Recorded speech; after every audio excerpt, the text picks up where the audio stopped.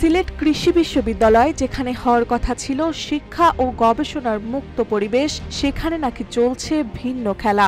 অভিযোগ উঠেছে উপাচার্য প্রফেসর ডক্টর আলিমুল ইসলামের নিজের ঘনিষ্ঠ আর আওয়ামী লীগের ঘরানার বিতর্কিত শিক্ষক কর্মকর্তাদের গুরুত্বপূর্ণ পদে বসাচ্ছেন।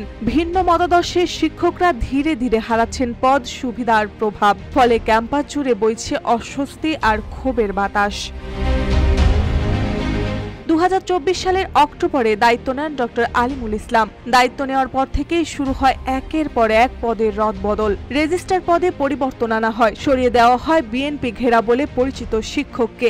একইভাবে ছাত্র পরামর্শ ও নির্দেশনা দপ্তরের দায়িত্ব থেকেও সরানো হয় বিরোধী মতাদর্শের আরেক শিক্ষককে। RICL TMX, যুগের পর যুগ স্থাপনা থাকে মজবুত। এসব জায়গায় নিয়োগ পান ভিসির এলাকার শিক্ষক ও আওয়ামী লীগ আমলের সুবিধা পাওয়া ব্যক্তিরা। অভিযোগ আছে শুধু প্রশাসন পদ নয়, প্রক্টর অফিস, পরিবহন, নিরাপত্তা শাখা, এমনকি ভর্তি পরীক্ষা ও ওরিয়েন্টেশনের মতো গুরুত্বপূর্ণ জায়গাতেও বসানো হচ্ছে ভিসির ঘনিষ্ঠদের। এতে অনেক অভিজ্ঞ ও সিনিয়র শিক্ষক উপেক্ষিত হচ্ছেন, আর জায়গা পাচ্ছেন তুলনামূলক জুনিয়র ও বিতর্কিত ব্যক্তিরা।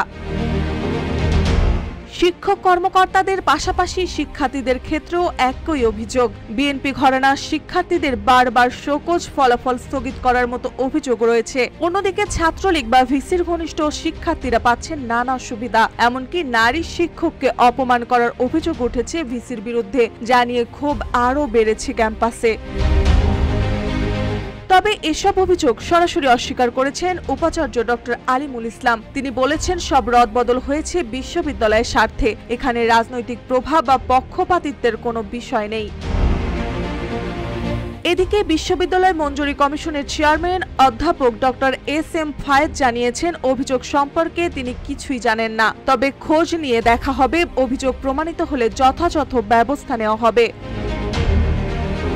সিলেট কৃষি বিশ্ববিদ্যালয়ের এই বিতর্ক এখন আর শুধু একটি প্রতিষ্ঠানের ভেতরকার সমস্যা নয়, এটি প্রশ্ন তুলেছে দেশের উচ্চশিক্ষা ব্যবস্থার স্বচ্ছতা আর আস্থার ওপরও। এখন দেখার বিষয়, অভিযোগের সুরাহা হবে নাকি অস্থিরতা আরো গভীর হবে। মার্জিয়া মৌ, রূপালী বাংলাদেশ।